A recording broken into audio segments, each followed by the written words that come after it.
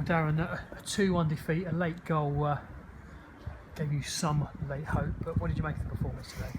I don't think we played with any tempo. I think from the start it was one of my worries and concerns of this was going to happen some stage. I was hoping it wouldn't happen today because of the consequences, but we just looked a yard off. We weren't anticipating seconds.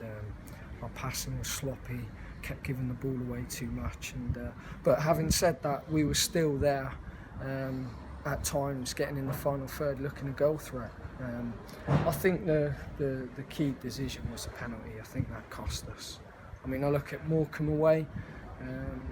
We should have got something out of that. For how poor I thought the performance was, I still think we could have got something out of that game. So I was disappointed in the manner of the way we lost today. What disappointed you about the penalty? From our vantage point, it looks like the challenge was outside the area. Was that how you saw it? I mean, it's difficult. I can't really tell. To arrive that late and look like you're lunging, it was a mistake. No matter how you look at it, whether it was outside or inside. And I thought, throughout the game we looked like we was in control until that key decision. So I'll have to have a look at it. I thought the referee was poor today, but you've got to be able to deal with that sometimes. And of course the second was the header from the corner. Was it just a case of their player wanting it more than the Yeovil player marking it? Yeah, I think so. Obviously, it's disappointing when you concede a set play like that. And again, I think if you keep it at 1, it just goes to show, you're in the game. And then obviously the sending off made it difficult to get anything out of the game. What did you make of the sending off, Darren? Again, there was a big melee going off, and whether he's made contact or not, and Painter, he sort of instigates that. I warned the players.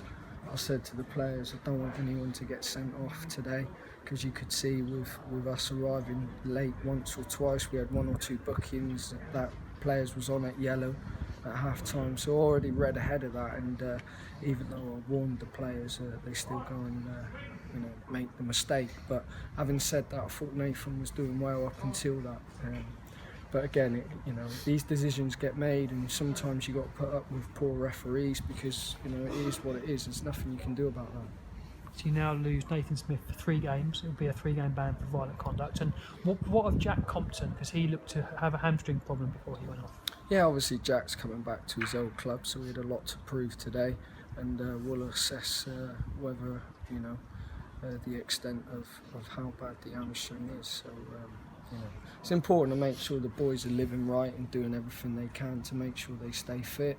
But again, we just march on with a new member in the group, and there's a lot at stake. 1, where we are as a football club, but 2, there's a lot of them playing for their futures as well. So I said you dictate it rather than me make the decision easy if you're not doing well. And so far everyone's done well, but I've seen a little bit of the old Yeovil as to why we ended up where we've ended up today, and I'm not accepting that. So with Smith banned, Compton potentially out injured, Kevin Dawson now injured, are you tempted to look towards the loan market? You can still bring in a loan, you've only got 4 at the moment. Yeah, the board of directors have been very supportive, and up until now I've not had to look at that. But having said that, I've got Alex Lacey and Darren Ward on the bench, and I don't know, 1 or 2 I think froze today for the pressure, and it's going to be pressure all season in the situation we're in. It's not going to be easy. We talked about Leicester and what they took from being in a relegation battle last year and the experience they got from it, but it is what it is, and I was very surprised if I was going to come in and win every week, and I knew this was going to be a difficult task and a difficult place to come to, but so far the players rose to the challenge and they haven't done that today.